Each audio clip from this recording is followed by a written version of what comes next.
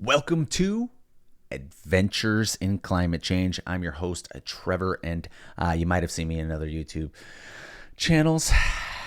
I like YouTube. I like making videos. It's a hobby. So right now I'm adventuring through climate change, and I hope you're joining me along the adventure. The last week was George Carlin. It was a bit more funny, but there's always some truth in jokes. This week we kind of go back. I know that's the same one we had, not this week, a couple days ago when I released. It's Ralph Ellis, and we're actually going to watch this video today. And he's the first comment I've had that suggested to do something. This is Ice Age Modulation Part 1. I think he's going to go in more depth what I covered the other day on his paper. There was a few things I didn't get into on the bottom, and then I was just like, oh, I meant to mention that, because a lot of this science stuff at the bottom, when you get into that, it is talking about the orbit, like how the Earth goes around there, and then the axis it's on, because not only is it just twisting, it's on an axis, it's not, it's like 27 degrees or I don't know, but a lot of that. We touched on some of this stuff, but a lot of this, at first it kind of went over my head until I thought about it, and I was like, oh, basically the CO2 and the albedo feedback mechanisms, there was the three main things, but the cycles also have to do with the axis, where we are in rotation, and when those, polar ice melts, what changes in the axis and with the Earth. So I think he's going to explain some of that in here. This is Modulation Part 1. We're doing Part 1 of Part 1, okay? And then we'll get into Part 2. Obliquity is the But there's going to be a few. Oh, I started this. Sorry. I started it for a second, and then I got busy, and I didn't actually get to listen to Ralph talking about this. But we're going to cut this into two pieces. So let's get going, because it's 32 minutes. So hopefully this is like less than a 20-minute video. And then we'll do Part 2 later on. So I really like this, and this is like basically why we have ice ages and interglacial times and whatnot. I mean, nobody knows everything, but it's a big explanation.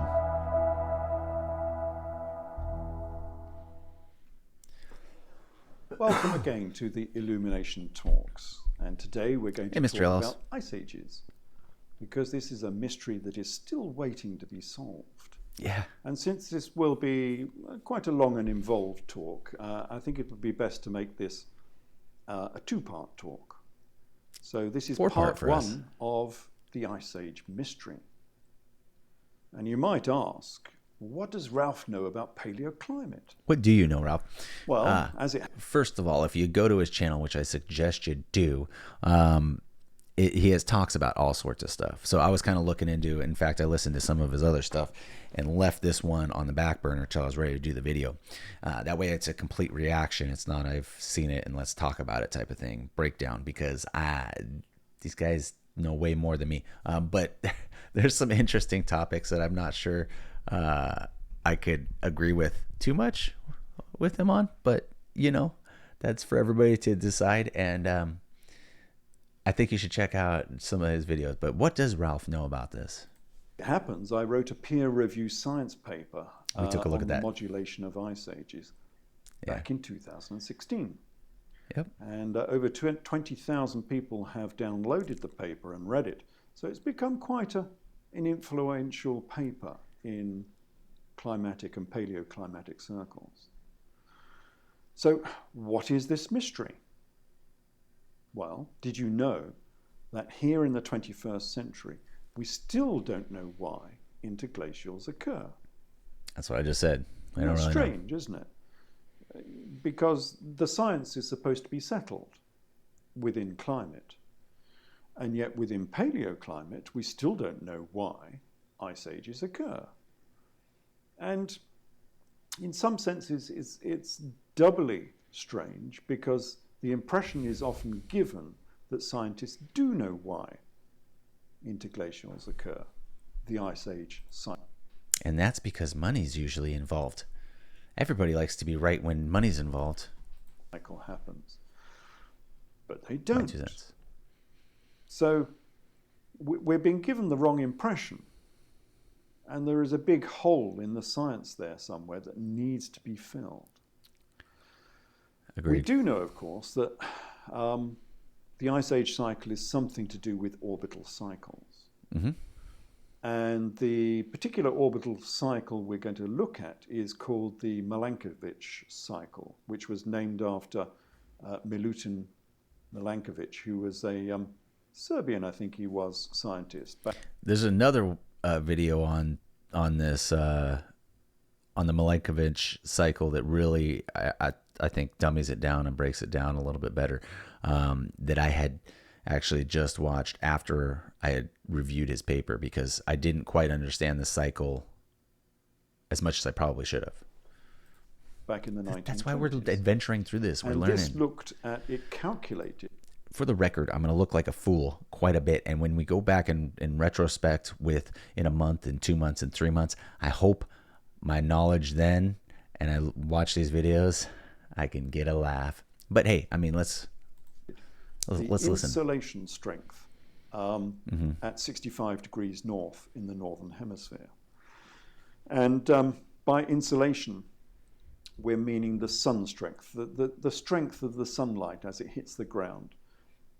As I say, measured at 65 degrees north, because we think that is influential in Ice Age modulation.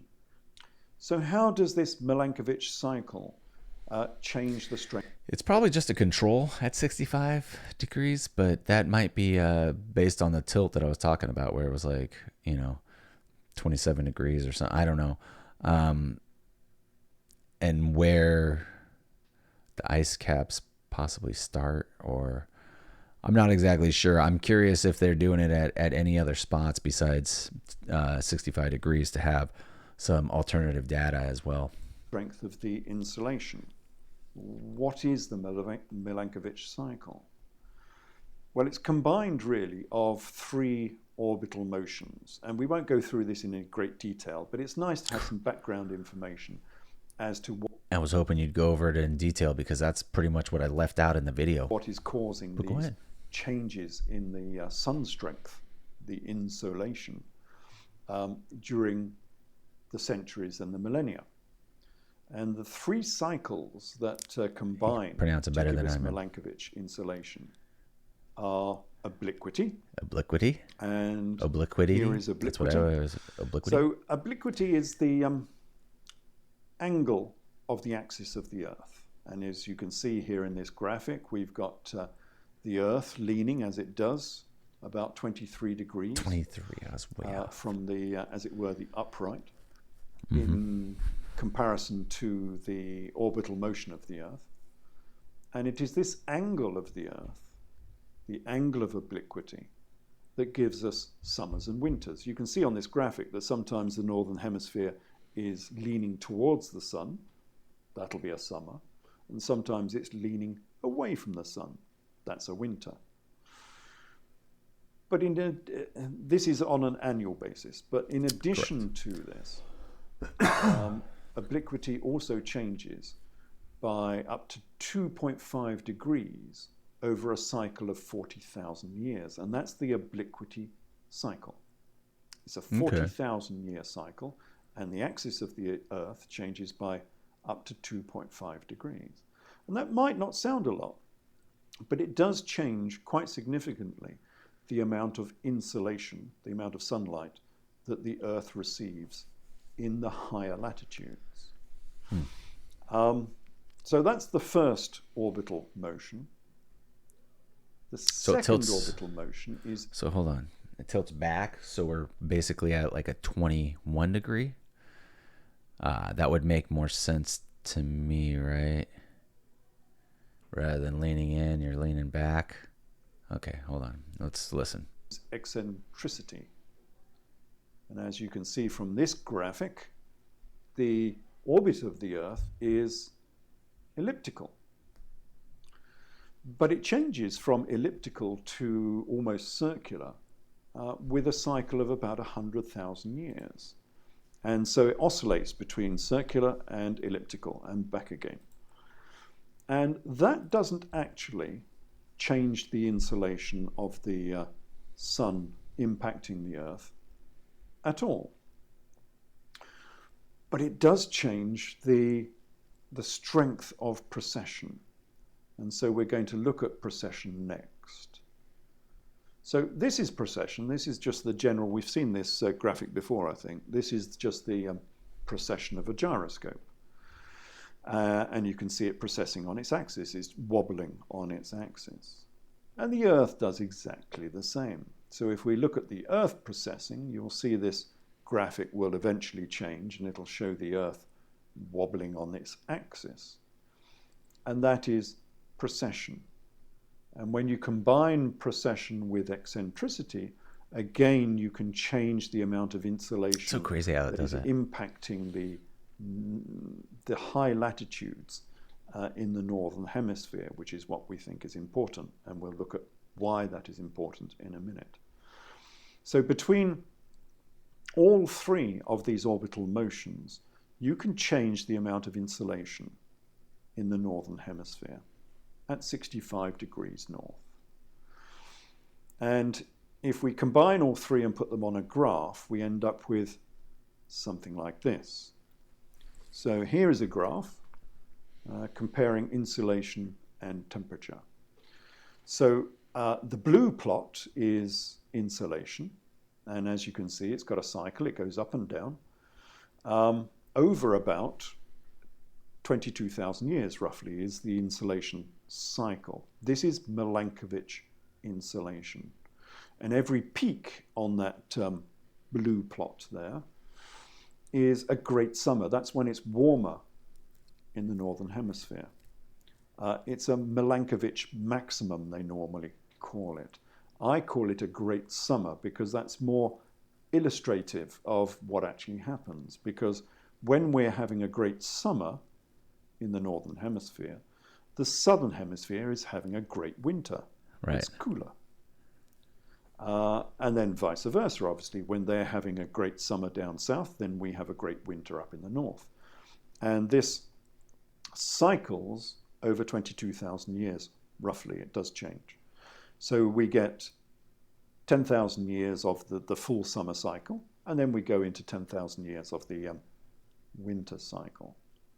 And that has an effect on the climate, of course, because the amount of insulation hitting the Earth in the northern hemisphere changes quite considerably. We're talking something like 20% change in the northern hemisphere, quite a lot. And therefore temperature will change. And you can see on here the red plot is the temperature. And we kind of talked about that. I mean, we did talk about that yesterday, but the refraction of light, the albedo, and basically, I mean, the ice getting covered up with dust, you know, it creates more insulation, melts stuff, you know, that type of thing. Temperature change. And the temperature changes quite a lot. It's got a range here of 12 degrees centigrade as measured in the poles. Wow. This is not the tropics. This is as measured in the poles. A change of 12 degrees between the interglacial and the full ice age. And, well, perhaps you can even see yourselves from this graph here. This gives us a problem. A big problem. A problem that's not highlighted enough, and it should be highlighted much, much more than it is. Because here we're looking at a graph of 450,000 years. So from left to right, we're looking at 450,000 years of climatic temperatures on the Earth. And these temperatures are taken from ice cores that are taken in Antarctica. And they give us a representative picture of the temperature changes over the millennia. And as I say, this graph gives us a problem because we can see the ice ages. So we start with warming, one of the red peaks. We start with warming. and we get colder and colder and colder for about 100,000 years roughly, and suddenly we get warmer again. And each of those warm peaks coincides with a great summer, high insolation in the northern hemisphere. And you can see the red peaks and the blue peaks coincide. So interglacial warming is something to do with great summers, Milankovitch insolation, caused by the orbit of the Earth. Mm-hmm. But, and here's the but, many of those blue peaks do not give warming. Several of those blue peaks, if you look at them, give no warming whatsoever. So the Milankovitch cycle, the orbital cycle, is not the full answer to the Ice Age problem, because we are missing several cycles. And why would a cycle be selective? Why would a climate system be selective? Choosing some cycles and rejecting others. That's odd. And if we have an oddity like this, then the theory is not complete. And so the theory of Ice Age modulation is not complete. Despite what you may have thought and what you might have been told, the theory for Ice Ages is not complete. What we need is a feedback system, something on the... Oh. You know, that's what he's talking about, where there's other stuff involved. There's other things besides just those cycles involved in it. And I think that's where he starts talking about the albedo and the dust and whatnot. Orbital cycle, and give us interglacials, and therefore give us the full Ice Age cycle.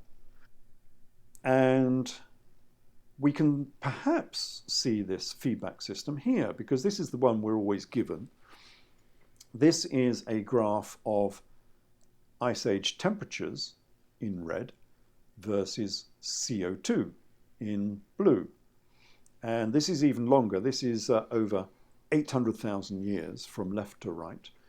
And we can see that as temperatures rise, so CO2 rises. CO2 is very, very closely correlated with temperature. Does he mean when CO2 rises, temperature rises? Because that's what I always thought, or what they've always told us, because it acts like a blanket. But I don't know, because he said it the other way around. And as we've been told on many occasions, CO2 is forcing temperature. So it's helping the orbital cycle to warm the Earth. And CO2 is causing temperature rises. You can see it. They travel together. Well, that's too simplistic. Is it? Much too simplistic. Yeah, we gotta add and again, we're being taken for fools, really, by the scientific community. Because there is a fundamental tenet of science that correlation is not necessarily causation. Oh, man. I love it. I love it. I say this all too often. Throughout human history, we've been wrong like 99.9% of the time. I mean, wrong about everything.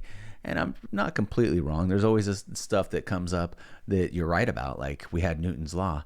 But then there's certain things, you know, with like Mercury and stuff that doesn't obey the law. And it's like, okay, so we were right, but only when we introduce relativity, right? And, you know, I mean, there's all sorts of things. So it's like, okay, so this was a law, this was right.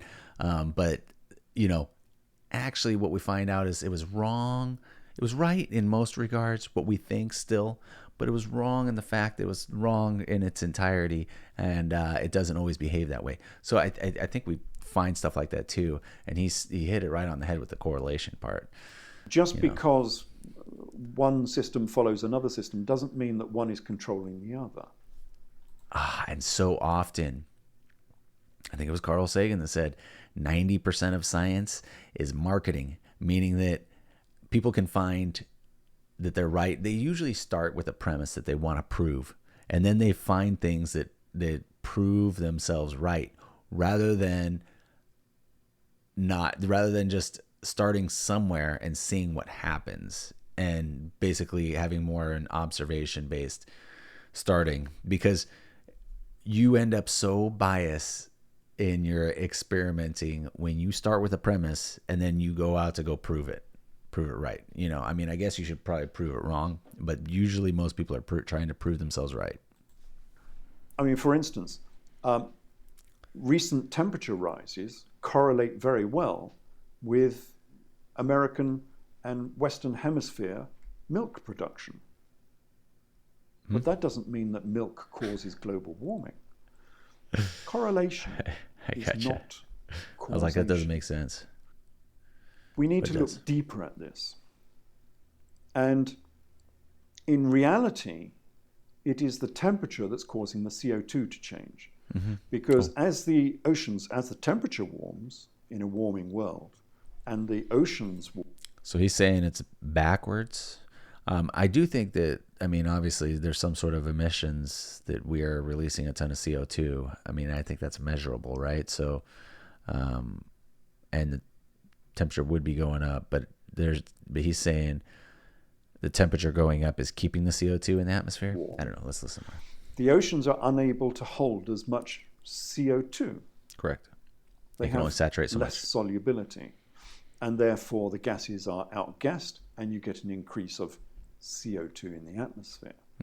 Now, scientists have said, that lack of solubility is not enough to show the amount of CO2 increase that we get during an interglacial, but nevertheless, it's a fundamental fact that as temperatures rise, CO2 will rise because of the temperature. So this goes back to, and I'll let him talk a little bit more, but how everything dies off, becomes like a desert. You get desertification, and dust ends up getting picked up that way because, and you get a lot more CO2 because there's not plants eating up the CO2 or anything using the CO2. There's only so much saturation in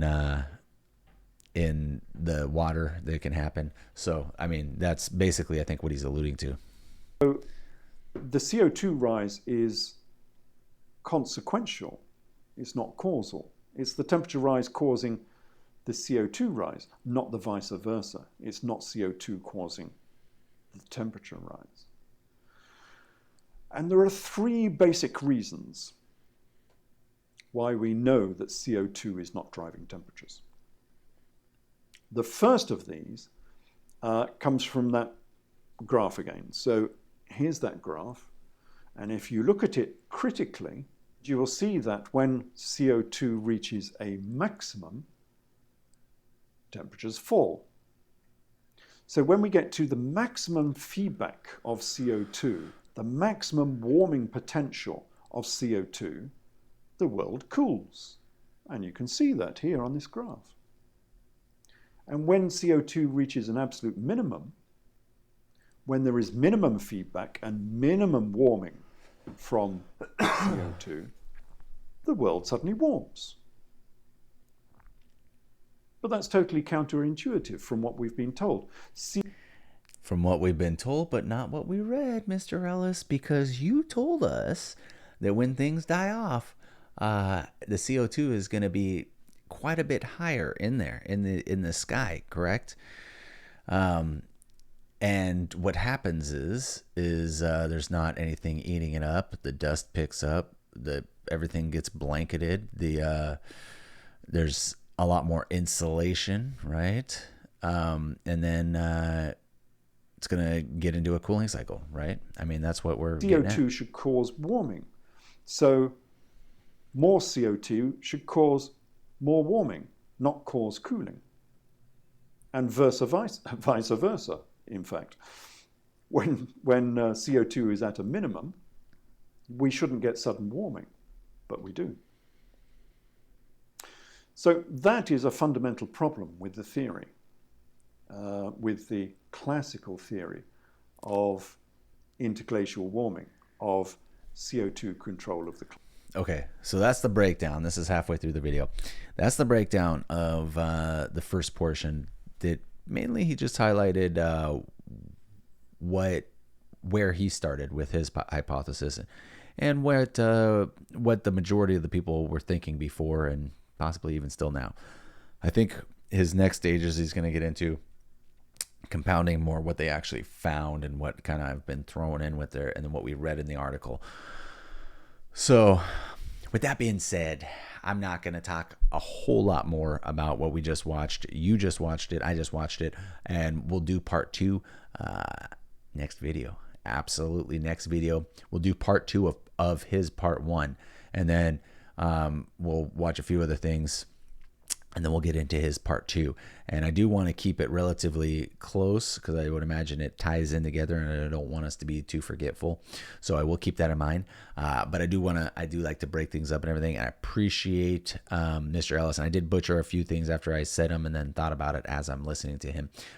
But that's just what happens. I mean, you think you get things straight, and you think you're saying it straight, and then you end up saying it backwards. So regardless, I appreciate you all tuning in. And please, if you don't mind, hit the subscribe button, hit the like button. If you don't like it, then hit the dislike. But I'd love some comments on where to go for some future videos. And, I hope to catch you on the next video.